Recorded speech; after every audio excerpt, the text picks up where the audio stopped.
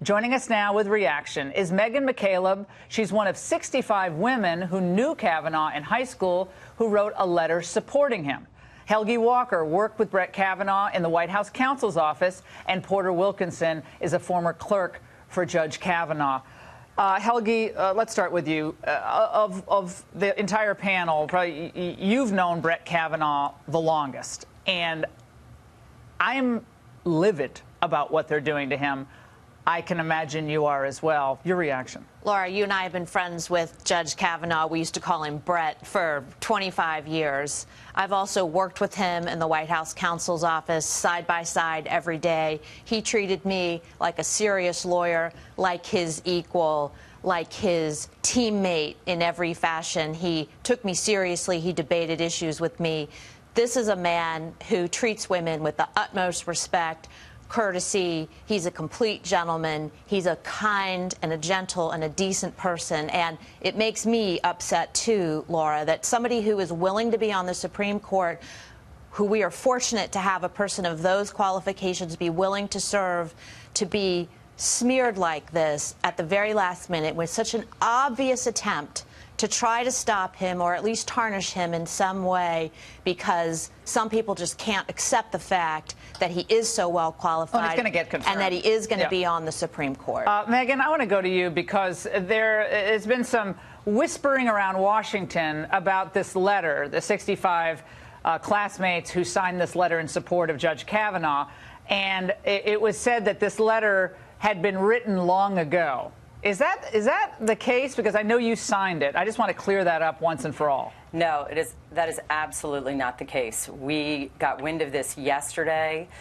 My husband received a call from a reporter with those allegations, and we couldn't believe it. Absolutely couldn't believe it. I've known Brett since I was a freshman in high school, and we knew we had to rally around him. I mean, so you've known him since high school. You've known him longer than even we have, and is anything in his character indicate behavior such as that is alleged today, again, by an anonymous person in a letter that Feinstein sat on since July? Anything in his background or character? Absolutely nothing. He always treated us with girls with respect, always. And it was simple to find 65 women to sign that letter from 5 different high schools. Everybody jumped on board and was happy to sign it on his behalf, and they all saw it and agreed with it. I have to say, I think this is a big embarrassment for the Me Too movement.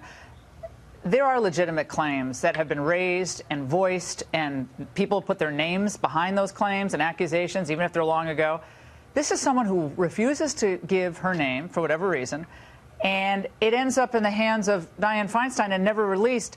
Porter, I have to ask you about this. What about those circumstances? Dianne Feinstein doing this in this way? Well, I'm not a political commentator, and so I don't have a lot to say about the way that Dianne Feinstein has handled this, besides for the fact that I believe that she takes the concerns of women seriously. And if she thought that there was a serious, credible allegation here, that she would have come forth sooner and said something during the FBI background check or the hearing. Tell us about Judge Kavanaugh, the boss. I was a law clerk to Judge Kavanaugh in 2007 and 2008, and I worked closely with him day in and day out, helping him prepare for cases and decide cases. And he is unfailingly kind and respectful, and a man of the highest character, unassailable integrity. And these allegations are flatly inconsistent with the man that I've known well for over a decade. You know what's amazing, ladies, is that there was a tweet from Obama's top guy, Brian Fallon, the campaign, or Hillary's campaign, excuse me.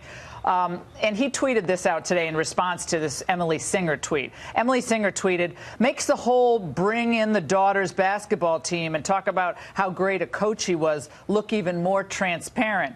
And then Fallon tweets back, and his emphasis on hiring women clerks. I'd like you to respond to that. So in other words, he hired female clerks for 12 years in anticipation of being nominated to the Supreme Court. Porter. Laura, I'm not alone in my assessment of Judge Kavanaugh. I think you know that women from every phase of his life have written letters to the Senate Judiciary Committee supporting his nomination. Every single one of his female clerks who wasn't prohibited from signing a letter based on their current employment vouched for his character, his integrity, the fact that it is because of him that they are succeeding in their careers. There's a moment in an interview I did with Justice Thomas last November, when we just started the Ingram angle, about whether this whole process and what he went through, again, an 11th hour hit, a leaked FBI memo that was already investigated by the FBI and dismissed accusations by Anita Hill. And this is what he said. Let's watch. 28 years ago, you went through the worst confirmation spectacle in history. Was it worth it? I think we are called to do certain things. I don't think anyone would choose to go through unpleasantness, but if it has to be that, to do what is right, then so be it. Helgi.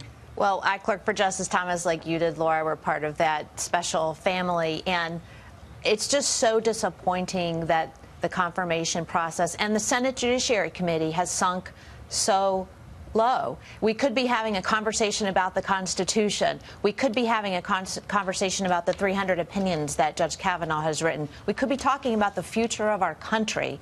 Instead, we're talking about trash, smut, anonymous allegations, and even Justice Ginsburg yesterday, a liberal icon, a fighter for women's rights, respected by so many people across the aisle, said the confirmation process, the way it is now, is wrong. So if liberals don't believe Justice Ginsburg, then I don't know who they'll listen to.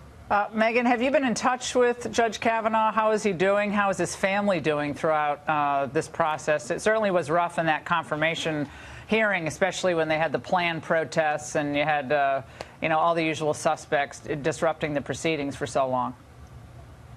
You know, I saw them at the hearings, and they're doing as well as to be expected. Yeah. Well, there was one Thanks moment. There was one moment last night, and I want you guys to respond. Maybe Helgi. This is Lawrence O'Donnell raising this issue of this allegation. Let's watch.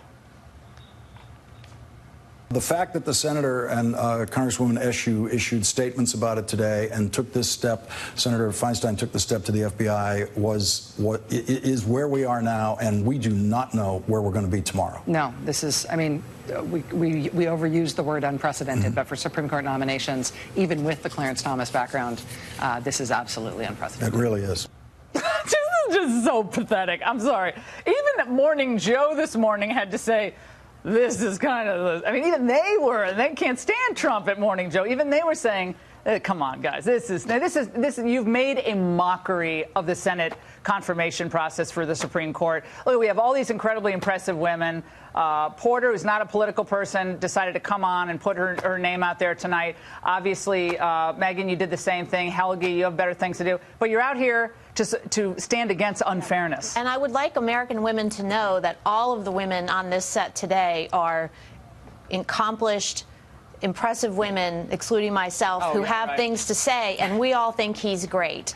And would you take the word of people who've known him for 25 years, or would you listen to this ridiculous last-minute character assassination? All of you, thank you so much for joining us tonight.